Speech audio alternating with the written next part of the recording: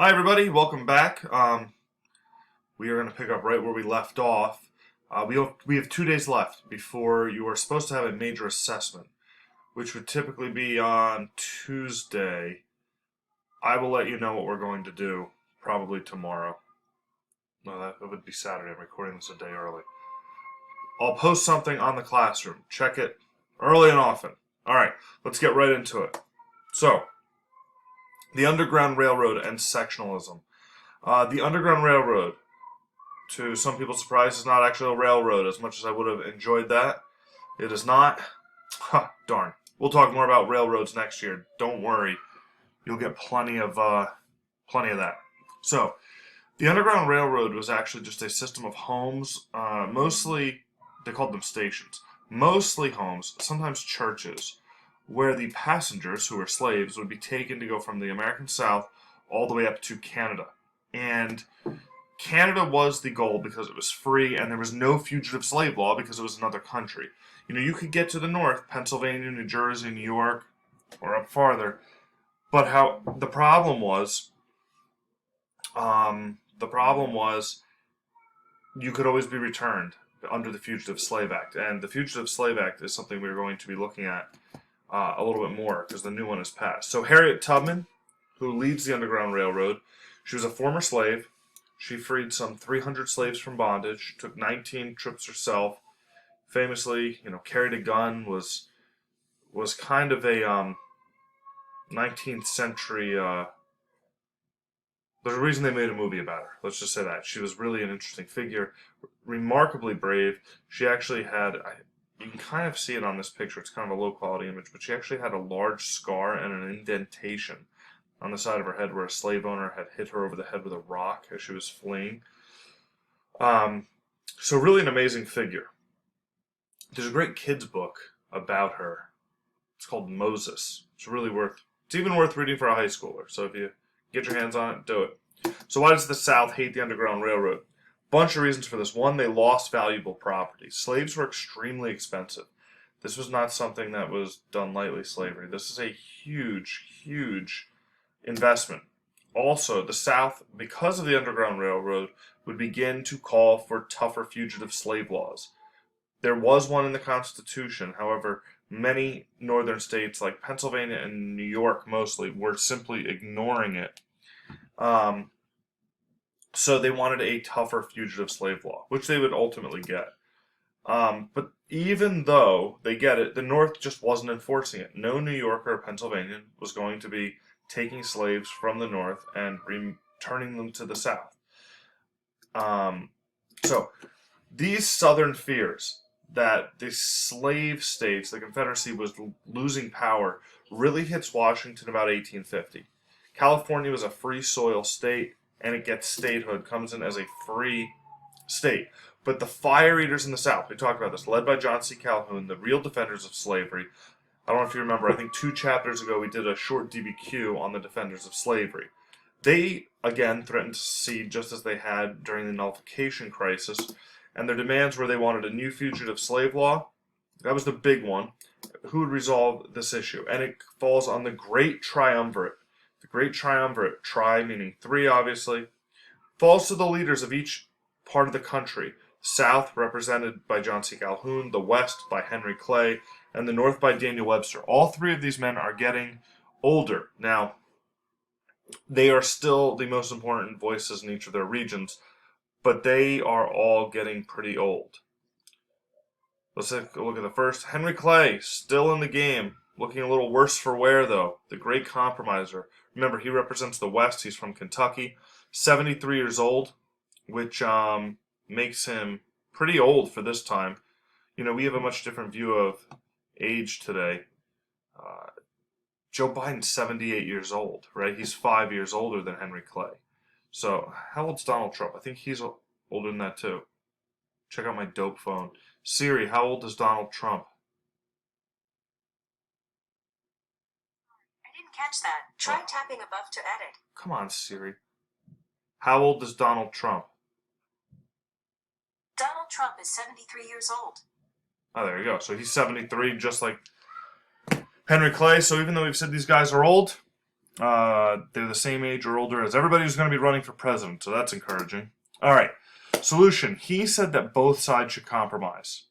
The North should actually enforce some of the fugitive slave laws, and he is backed by a young senator named Stephen Douglas. Now, Stephen Douglas, we'll see, had just beaten Abraham Lincoln for the Illinois Senate seat. So we'll look at Lincoln and his debates with Douglas that really launched him to national prominence. Whoa, scary. All these guys are scary looking. Kind of hard to believe that they ran the country. John C. Calhoun, the great nullifier, still believes in the doctrine of nullification. Come on, computer. From South Carolina, represents the South. He'll be dead by the Civil War. 68 years old. He's got that sweet under chin beard, which I'll never understand. His solution was, don't touch slavery. Make sure that you just follow the fugitive slave law. Give Southerners more rights in the government and restore a political balance. So his solution is just to help the South. Now, this will never fly with the West or the North. He also has a very bizarre proposal to have two presidents, change the Constitution, have the South elect a president and the North elect a president, and for a law to pass, they both have to sign off on it, which meant nothing would ever happen, which is what he wanted. He did not want the government to change, so that would have worked for him. It's kind of a bizarre proposal. And whoa, there's one more. Daniel Webster. He looks like the eagle from the Muppets. Daniel Webster from Massachusetts represents the North. He's also 68. He agrees with Clay's compromise, and this is why ultimately it will work. The West, or it will pass. It doesn't work. It will pass because the North and the South, the North and the West both agree with it. And what did I just do? All right, so he gives a speech. It's 3 hours long, called the 7th of March speech. If he could have come up with a more boring title, I think that was his way of capping off the most boring. How do you listen to a 3-hour speech? He said that geography had legislated slavery, that the northern part of the West wasn't good for slavery, but the southern part of the West was, so we should allow slavery in the South, but not the North. He says slavery is evil, no doubt, and he was anti-slavery in that he thought it was wrong, but he thought disunion was worse. He thought that if the Union broke up, that was worse than having slavery continue. This is a view that actually gained some steam in the run-up to the Civil War. He said slavery was not an issue to the average person. However, disunion was. And this is basically what Abraham Lincoln will say as well. All right, so you have the young guard versus the old guard. The young guard says, get rid of slavery. They are led by William Seward of New York. He's a senator. He's young. We're going to see that he is later Abraham Lincoln's Secretary of State. Everyone thought he was going to be the first Republican presidential nominee. Does not happen that way. President Taylor agrees with Seward, which is interesting. He's a Whig, but he has no tolerance for the spread of slavery. So he said he would veto any compromise that comes to his desk. However, there's a problem. Taylor dies suddenly in 1850. All right. The old guard, the great triumvirate, really will win the day. They still have more power and more sway. There's a dashing young William Seward. All right. So let's look at the Compromise of 1850, and this is what you're going to be looking at in your documents. One, here are the terms. California would be admitted to the Union as a free state, which would tip the balance in the Senate. And this is one of the reasons why the South does ultimately secede. Their balance in the Senate was thrown off. Popular sovereignty, meaning the people would get to vote on the issue, would settle slavery in New Mexico and Utah, and would establish new governments there. But slavery would never have worked in those areas. There's nothing to cultivate. So those areas were going to be free, which again tips this in the balance of the North. It would abolish the slave trade in D.C. Not slavery itself, but you could no longer buy slaves in Washington, D.C. It continued to protect slavery, like I just said in D.C., Texas would get $10 million towards its debt, so that's a win for the South. And the big win for the South is that the new fugitive slave law would be passed, which means that northern states would be forced to return slaves to the South. The North clearly got the better deal in this, and they love it. The South despises it. The fire eaters despise it, but they kind of have to live with it because they have no power to block it. Nope. All right, here is a political cartoon, practical illustration of the fugitive slave law. And if you can see here, the North is defending these slaves, right? The runaway slaves, the Southern slave catchers with their hook, you can see here with their chain that they want to chain people up with, and a rope that they're trying to tie people up with. The North is defending them. So it's pretty clear that this will never, ever work.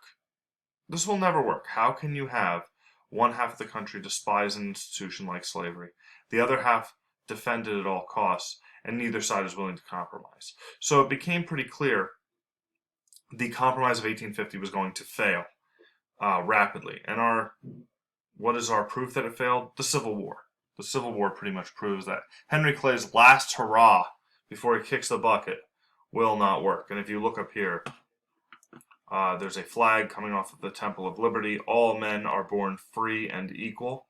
That exact phrase starts off the United Nations Declaration of Human Rights that was passed after World War II. So this became a rallying cry for human rights around the world, even beyond the United States. All right, so let's take a look. What does the North get? California is admitted as a free state, which tips the balance of the Senate permanently. The South will never have real political power again, not until really the run-up to World War II, the Depression. The South will get some power again. Popular sovereignty would settle the issue in the West, which helps the North, because what would you do with slaves in the mountains of Utah or the deserts of New Mexico? Texas gets $10 million. Abolition does not happen in D.C., at least for the time being. And the Bloodhound Bill, as it was called, the Fugitive Slave Law of 1850, forced northern states to return slaves to their owners. It pushed a lot of moderates, people who were not willing to go to bat on the slavery issue. It convinces them that the North is really out to abolish slavery once and for all. So many moderate Democrats will now be pushed basically towards the side of the fire eaters. It's a huge blunder of the South, this entire bill, because turned more away than gained. I'm trying to remember what I wanted to say for that. Oh, they didn't really get much. By entering into these negotiations, they really shot themselves in the foot with California, New Mexico, and Utah. So although they get the fugitive slave law, which is the one thing they were demanding, that will really be ineffective because the North will still really ignore it. And even the Democrats have a president in 1856, elected James Buchanan from Pennsylvania, but he's a Northern Democrat. He's not willing to really go to bat for slavery either. All right, here are the results. The North got a better deal. The South will be looking for new territories to regain a balance in the Senate, which means they're going to try to bring Arizona in. That won't happen for a very long time. And some of those southwestern states, which today we would not consider southwestern. The Compromise of 1850 won the war for the North. It gave them time to build up manufacturing. If the war had happened in 1850, the South would have had a much better chance of winning. We'll look at that more later. All right, we will look at that next, the collapse of the Whig Party next time. On Google Classroom, I am posting a speech by Daniel Webster and a speech by John C. Calhoun. Go read them. There are 4 or 5 questions for each of those. Keep working on your reading guides, and I will see you guys next week. I'll see you guys next week. Look for a post about your test. I have to decide whether or not I want to give a test or a writing assignment. So I'll talk to you guys later. Have a great weekend. Please let me know if you have any questions.